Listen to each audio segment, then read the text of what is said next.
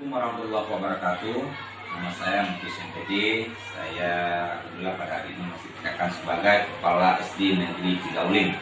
Tentunya saya mengucapkan salam kepada Mas, teman-teman semua.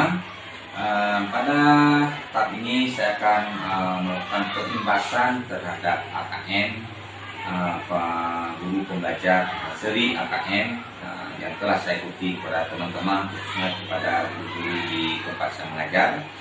Ada beberapa hal nanti yang akan saya lakukan. Semoga dengan kegiatan yang saya lakukan ini dapat meningkatkan motivasi teman-teman guru untuk mengikuti hal yang serupa. Karena saya melihat AKM ini sangat penting karena berbeda jauh dari proses yang sebelumnya.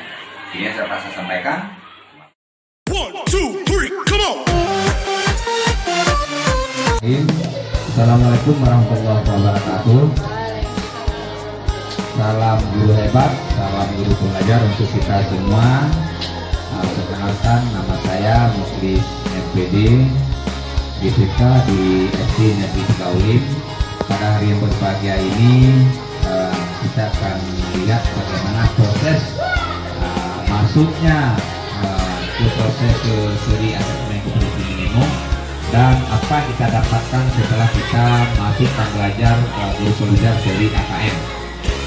Ini ada 3 tahapan Bapak Ibu semua untuk guru pembelajar seri AKM. Yang pertama kita ada orientasi, yang kedua BIMTEK, yang ketiga perimbasan.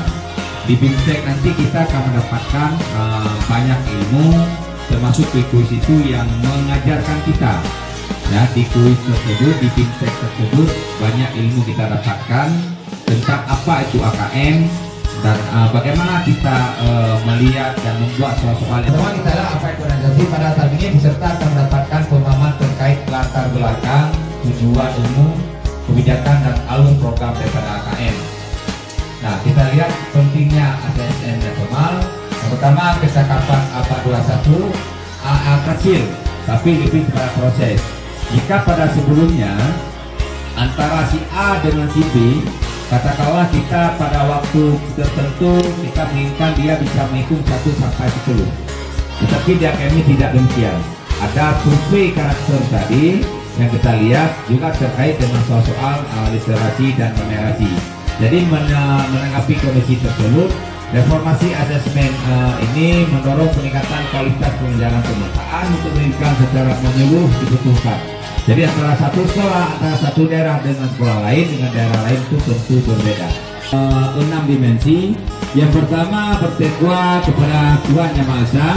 Yang kedua ada mandiri, yang terus bernalar kritis, berkebinaan global. Artinya berkebinaan global ini kita, walaupun kita bangsa Indonesia, kita tidak menutup diri terhadap bangsa-bangsa luar.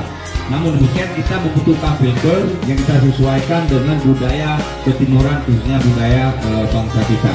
Yang berikutnya kita ada bergotong royong. Ini merupakan sebuah pilar tangguh untuk meningkatkan rasa belajar Pancasila ini yang benar-benar kita tanamkan kepada anak didik kita. Dan ini kita dapatkan di di materi AKM itu. Nah, berikutnya kita ada kompetensi keterkaitan AKM dengan percakapan abad 21 dan profil belajar Pancasila. Kita lihat ada 2 kompetensi siswa di sini. Yang pertama percakapan hidup abad 21, terus ada profil belajar Pancasila. Jadi Tulkum melalui asesmen nasional. Yang pertama ada 3 yang diukur di sini. Yang pertama itu asesmen kompetensi minimal atau AKM. Yang kedua sistem survei karakter. Yang ketiga survei lingkungan hidup. Jadi survei lingkungan hidup ini disurvei apa-apa saja yang menjadi kendala lembaga tersebut, satuan pendidikan tersebut mengalami hambatan untuk meningkatkan mutu pendidikan.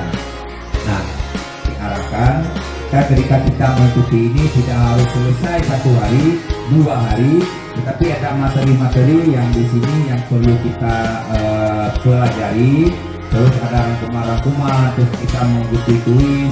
Nah, sebelum kita mengikuti BIMTEK, kita diminta untuk mengajarkan asesmen pra-program untuk mengetahui kemampuan awal sebelum kita mengikuti proses belajar menengah.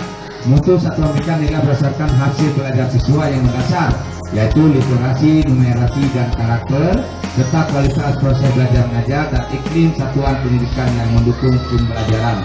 Jadi ketika kita mengikuti kegiatan ini nanti akan mendapatkan ilmu, yaitu untuk mengukur literasi membaca dan numerasi. Numerasi itu berhubungan dengan pembacaan AKM ini.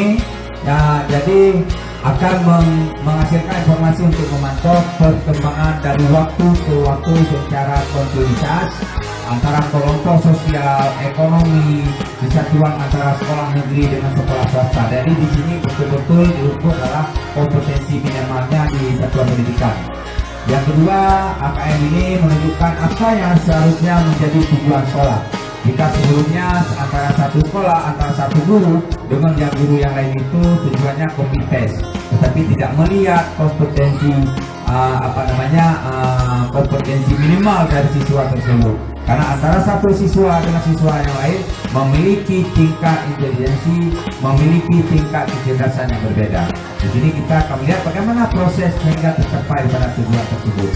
Yang kedua, diharapkan mampu memberikan manfaat bukan sekedar nilai belaka, tetapi pada tahun 2021 telah menyatakan hasil AKM sebagai peta awal mutu sistem pendidikan nasional dan digunakan untuk mengevaluasi kerja sekolah maupun daerah. Manfaat ini lagi kita lihat secara infografis yang ada di gambar. Jangka panjang memberi kesempatan sekaligus menuntut lebih fokus kepada daya nalar dalam bentuk literasi membaca dan numerasi, juga mendukung dan mendorong guru dan sekolah mengubah praktik-praktik pembelajaran lama yang tidak lagi relevan dengan kondisi saat ini. Kalau dulu mungkin guru yang menjadi pusat pembelajaran, tetapi melalui ini diharapkan siswa menjadi pusat pembelajaran dan menjadi sumber daripada belajar di dalam kelas. Kita bandingkan AKM dengan ujian nasional. Kalau ujian nasional dia diukur itu lebih pada proses hasil ujian. Tetapi di AKM tidak demikian. Jika AN itu soalnya sama, tetapi di tingkat AKM itu akan berbeda. Itu disesuaikan dengan tingkat intelijensi atau kecerdasan daripada siswa. Berikan gambaran yang lebih utuh dan luas mengenai mutu pendidikan, bukan hanya secara kognitif, tetapi secara non kognitif juga seperti karakter, sikap, keterampilan. Itu juga diukur di AKM. Segitiga belajar ada kurikulum, assessment, dan pembelajaran. Mungkin Bapak Ibu semua bisa melihat apa perbedaan antara kurikulum, asesmen, dan pembelajaran. Dalam segitiga belajar ini, maka masing-masing segi adalah berikut. Kalau kita lihat kurikulum dijelaskan di sini, yaitu sebuah perangkat kompetensi yang penting tugas murid dengan menggunakan cara belajar dan asesmen tertentu. Pengembangan kurikulum selain mengacu pada tantangan dunia nyata, hendaknya mengacu pada hasil asesmen dan refleksi praktik pembelajaran. Sementara pembelajaran merupakan sebuah aktivitas yang dirancang. Jadi dia tidak lahir sendiri, tetapi dalam sebuah proses perancangan yang dilakukan di ruang kelas maupun di luar kelas berdasarkan kompetensi awal siswa. Kalau dulu mungkin kita lebih asik, lebih nyaman belajar di ruang kelas, tetapi di asesmen ini mengarahkan kita itu memanfaatkan iklim, memanfaatkan lingkungan sekolah sebagai sumber dan media pembelajaran. Sementara asesmen sendiri yaitu proses mengumpulkan, menganalisa dan melaporkan sejumlah informasi yang terkait pencapaian kondisi murid tadi, dan yang besar di awal untuk dirancang strategi pembelajaran. Jadi kalau dulu mungkin kita lebih dulu melaksanakan baru kita rancang. Tapi di asesmen ini semua proses itu dilakukan tahap demi sesuai dengan rancangan yang telah kita buat. Jadi Bapak Ibu saya sampaikan. Jadi saran saya kepada Bapak Ibu yang belum mendaftar AKM, silakan mendaftar sesuai dengan petunjuk, dan perlu kita ketahui bersama AKM ini cuma bisa didaftar oleh bagi teman-teman guru yang sudah memiliki SIM PKB.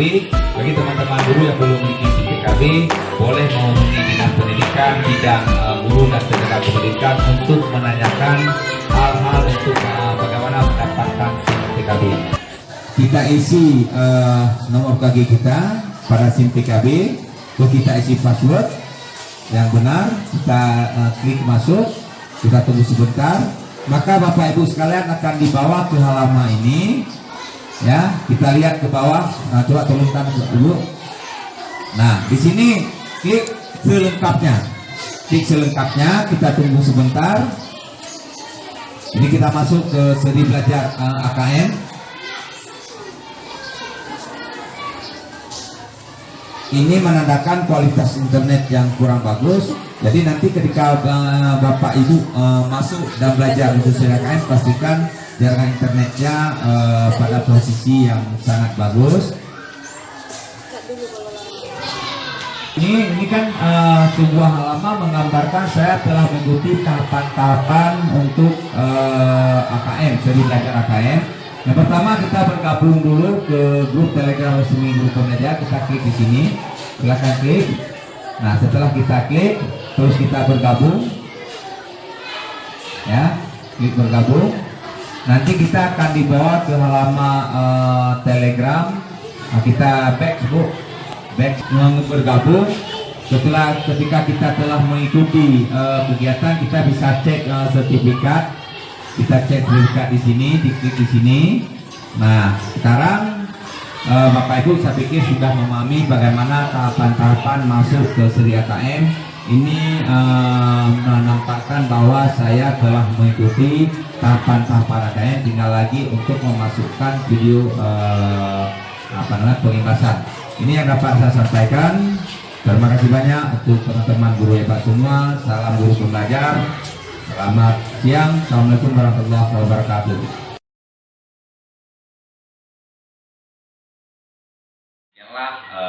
Tadi kegiatan pengimbasan untuk teman-teman guru di SD Negeri 3 Ulit telah kita laksanakan dengan tuntas. Dan alhamdulillah pada hari ini juga semua guru telah mengikuti hal yang serupa. Semoga dengan mengikuti guru pembelajar dari AKM ini akan menambah wawasan kepada teman-teman guru sendiri bagaimana melihat segitiga pendidikan itu, ada asesmen, pembelajaran, dan kurikulum. Ini yang dapat kita sampaikan. Terima kasih banyak atas waktu dan perhatiannya. Sekali lagi saya mengucapkan, Assalamualaikum warahmatullahi wabarakatuh. Assalamualaikum warahmatullahi wabarakatuh.